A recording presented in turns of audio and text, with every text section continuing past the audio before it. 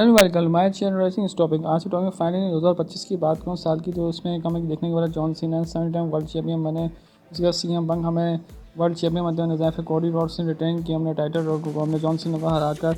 मतलब बहुत कुछ था 2025 के साल में, तो रॉक नहीं आया। सबसे बड़ी अनफॉर्चुनेटली ये थी कि रेसलमेनिया में नहीं है। तो क्या हुआ, मैं स्टोरी सबको बताता हूँ। 2025 में लोगों को पसंद या कुछ लोगों को पसंद नहीं आता। तो स्टार्टिंग से पहले बात कर लेता हूँ कि कोडी रोड्स का हील टर्न। अब देखिए रॉक की प्लान्स तो ये थे कि कोडी रोड्स को वो हील टर्न बनाएंगे, लेकिन कोडी रोड्स ने साफ बना कर देखिए मैं नहीं होना था।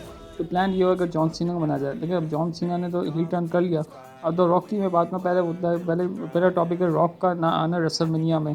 देखिए रॉक को नहीं आने से काफ़ी नुकसान हुआ रेसलमेनिया 41 में, ये बात तो आपको पता है, क्योंकि ट्रिपल एच की काफ़ी नहीं मन रही थी, काफ़ी उनका फड्डे चल रहे थे। तो मुझे लगता है कि काफ़ी नुकसान हुआ है रेसलमेनिया 41 का। तो नाइट 2 का था वो सबसे बड़ा मेरे ख्याल से बेकार फोर्स हुआ है। तो उसके कोई शक नहीं। नाइट 1 का मैं कह सकता हूँ बहुत धमाकेदार था। सीएम पंक थे, सेथ रॉलिंस थे, रॉबर्ट से तीनों बड़े सुपरस्टार ने बड़ा धमाका बचाया था।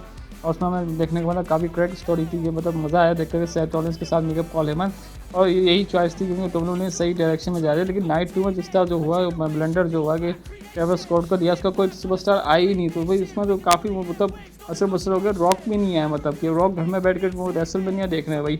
अब ये मैं खास ट्रिपल एच से कोई इनकी बात नहीं मानी, क्या हुआ मुझे तो खैर नहीं पता। लेकिन इस बात में फिर एक बार सवाल ये था कि ट्रिपल एच और रॉक की बन नहीं रही थी, तो मेरे ख्याल रॉक इस वजह से आ भी नहीं रहे थे। तो मेरे ख्याल रॉक इसने उन्होंने साइड लाइन कर लिया था उन्होंने।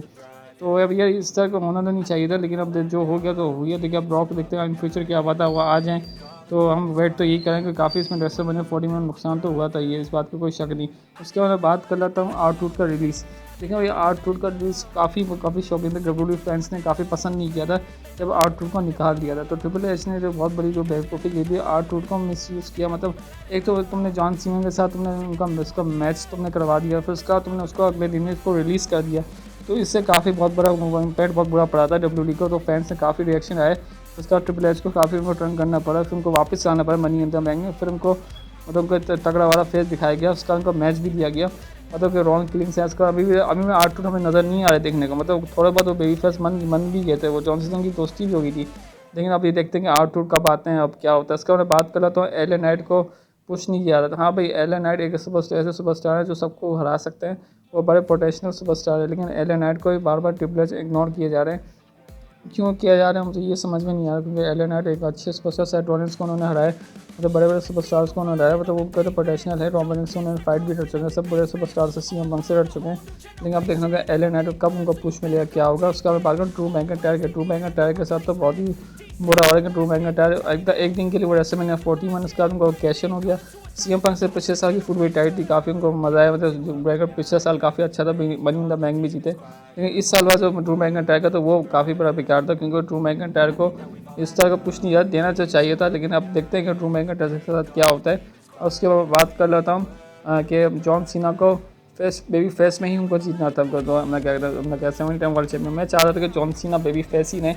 और उनका हील टर्न उनका काफ़ी अच्छा था, काफ़ी फैन से पसंद नहीं किया, इसलिए हमको समझ स्लैम में उनको फेस टर्न को करना पड़ा। क्योंकि जॉन सीना बेबी फेस में 25 साल से आपका शुरू में थोड़े बहुत 5-6 महीने के लिए हील टर्न बने थे, लेकिन उसके बाद उनको बेबी फेस बनाया, वो भी मजबूरन उनको बनाया गया था। ये नहीं कि भाई आपको बार बार उनको हील टर्न बनाया, क्योंकि 25 साल से वो बेबी फेस ही है। ऐसे बेबी फेस लोग बच्चे सब पसंद करते हैं, बड़े लोग।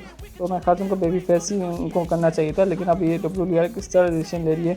और वैसे तो विंस के टाइम में फेयरवेल टूर में बेबी फेस ही हो रहते, तो काफ़ी मज़ा आता।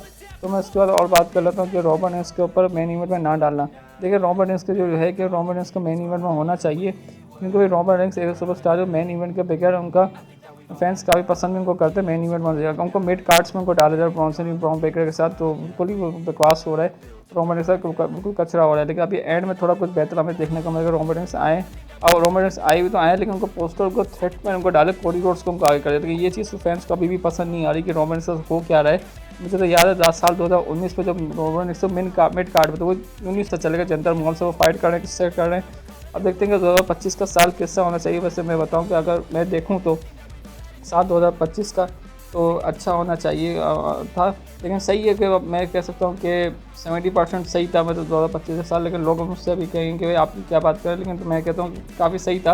लेकिन अभी जो एंड में जाकर चूचू से हुई वो अभी बैलेंस हो गई। मैं कहता अब जो ट्रिपल एच बैलेंस किया उन्होंने सर्वाइवर सीरीज़ में ब्रॉक लेसनर रोमन रेंस को रिटर्न करा धमाकेदार। उन्होंने कोडी रोड्स का जाम मुझको उन्होंने डाला ताकि भाई डब्ल्यूडब्ल्यूई को थोड़ा कुछ उनको फ़ायदा मतलब प्रॉफिट हो। तो मैं ख्याल इस वजह से उनको उन्होंने डाला है। तो वो यार अब देखना होगा। साल 2025 का साल अब ये देखते हैं कि सर्वाइवर सीरीज तक धमाकेदार हो गया तो अगला प्रीव्यू इवेंट तो सैटरडे नाइट मेन इवेंट और उससे डोनाल्ड ट्रंप विंस करना और अच्छा हो जाए।